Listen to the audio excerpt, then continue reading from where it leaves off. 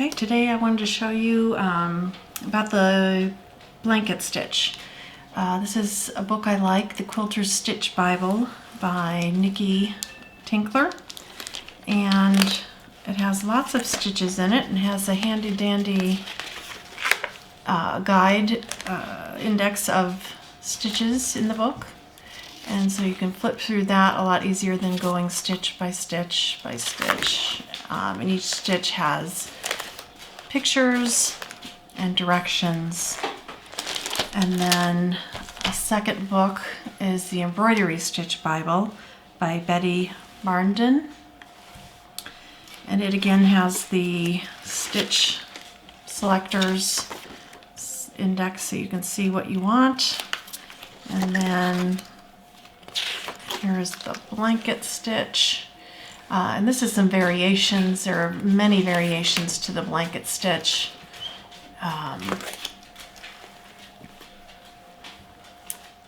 Let's see. So here we are. Let me find. So this one, you're working it in a line from that direction to that. So you start here on basically 2 lines, bring it up at the bottom line is at 1, go in at 2, up at 3, and then you pull the loop and then start the next stitch.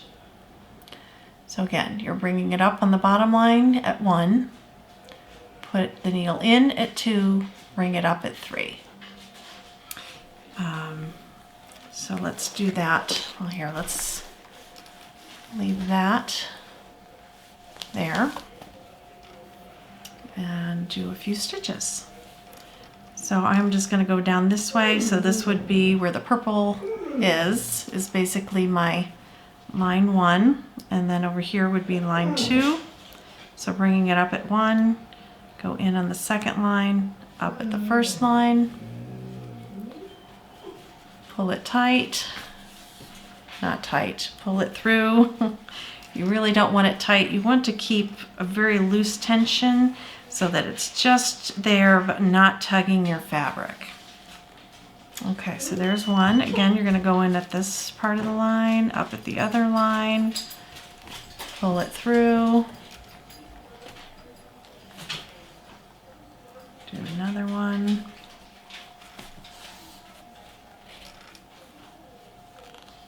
Pull my tail up there.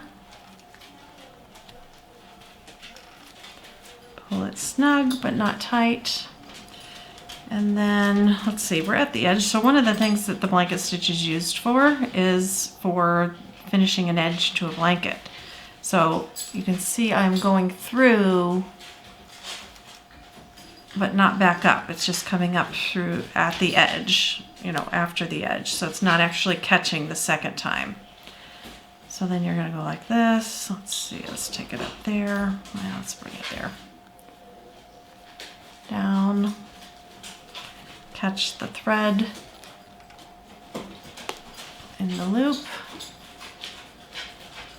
Do one more since I went around that corner. It's not very clear. There we go. And then you would just continue along. So I'll show you some places where I've used it. This piece is silk noil that I did some eco dyeing on, and this doesn't have technically the straight blanket stitch, but this one here, and it's a little hard to see because it's a matching color, trying to catch the light just right. But you can see that one's basically an angled blanket stitch, but this is technically the feather, half feather, I think is what it's called. This one has rows and rows of blanket stitch, and then just parallel rows over and over and over again, and it gives you a little bit of a different effect, more of kind of a rectangle looking.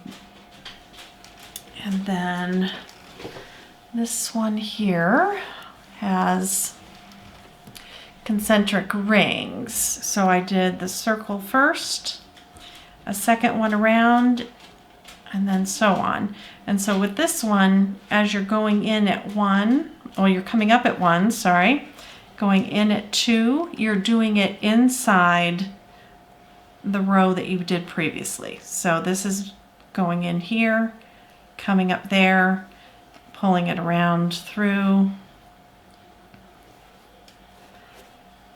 and then pulling up. So that's concentric ones. This one is two rows of blanket stitch back to back. And so I did one, here's your, we would be coming up at one, going down at two, coming up at three, pulling down at two, three, and then from this direction, you're just coming the opposite. And now, one thing you might not be able to see, and I don't know if I can get it to focus on that. So this one, I did actually wrapped it through the one before, because when you're doing the blanket stitch like that, you might have noticed in this one,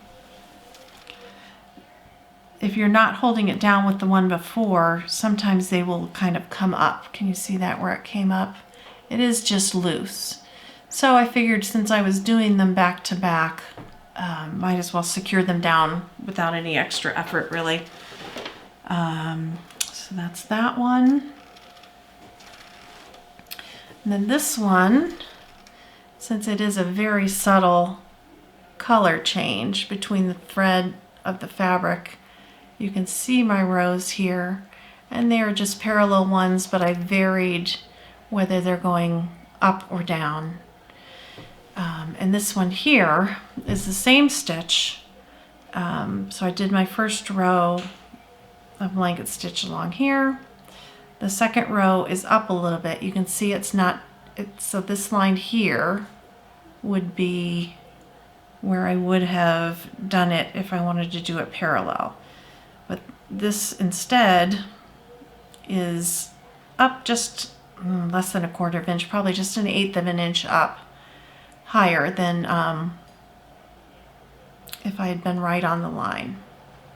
So with this one, I'm coming in, so I've brought it up here, that's one.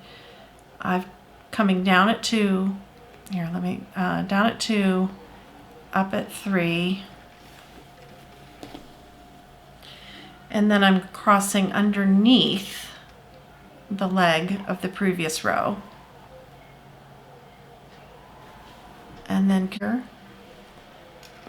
So again, coming in at two, coming up at three, go under the leg,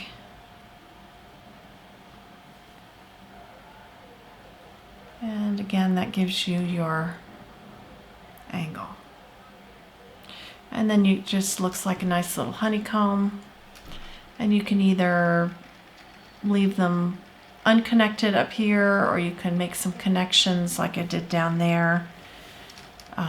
I like a variety depending on what I'm working on. But that is the blanket stitch, and there are all kinds of other variations beyond what I just showed. All right, thank you for watching.